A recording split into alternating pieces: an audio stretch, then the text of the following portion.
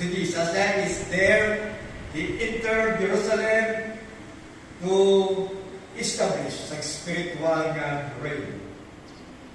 And this is rooted in repentance sa ating part, faith, and reconciliation with God. Therefore, as God's people, let be the life of ours who belong to God's kingdom, a life na nag-express, nag-exercise sa spiritual life, rooted in repentance. May mga pagpinatawaray, may mga reconciliation, may mga pagtuo, may mga peaceful na mga pamaagi, may mga reconciliation, may humility in all the things that we do because we belong to this kind of kingdom. No wonder if we do things outside of the manner of this kingdom. As in doon, how to, ano ka man, karibo, ulo mo. Lord, hindi mo lang nagbilog ako sa imo. How come that sometimes natatabo isa sa akin? Of course, the purpose na ginawa, we know that. But the point is, if we belong to God's kingdom, there is a life of rule that will show forth that you truly belong to Christ's kingdom. Yan, doon ka baliskan sa paginsahon sa mga tao in the time of triumphal. Praise be to God, nakita ni subong ng mga ulihin, ng mga tumulo.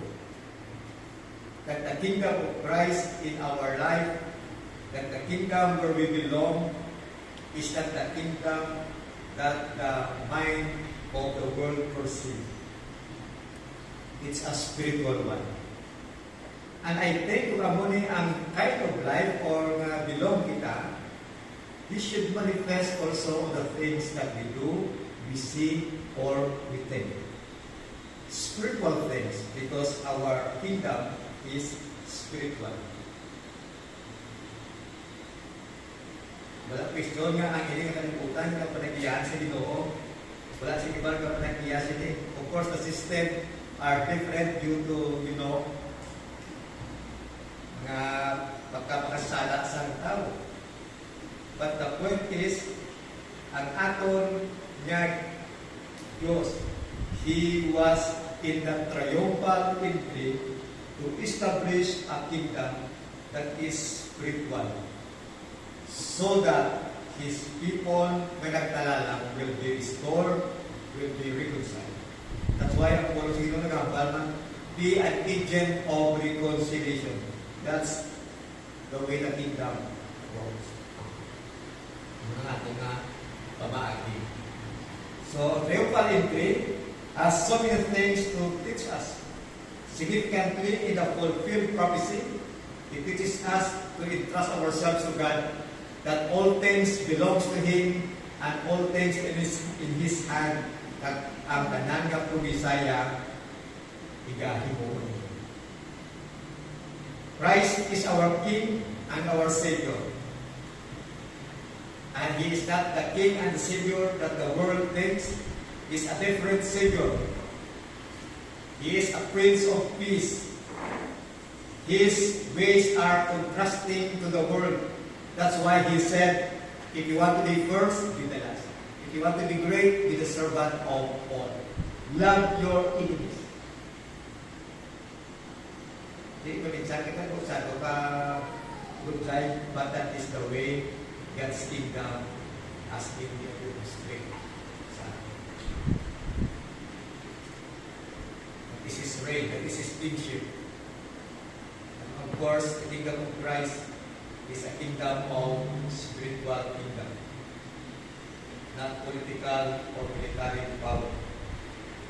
His vision here is to establish spiritual reign, rooted in repentance. Kita ng mga tao as in ni-enjoy natin ang kabuhi na napatawag nila sa Diyos. So as our application, have a mindset of God's kingdom. Be an agent of peace, service, humility. So mindset natin niya God's kingdom. not human kingdom. When the world is as hindi mo naintindihan, you should have peace in your heart because you understood what God's kingdom is. Kung natuba ka sa lahat ng problema, you can continue to serve. Kung madamo ka sa mga ginatuba ng pagkakayo, you can continue to walk humbly because you know that you belong to the kingdom of God. So we do things not dictated by what the world says. We do things, we walk, we talk, we run because we belong to God's kingdom. And be thankful to God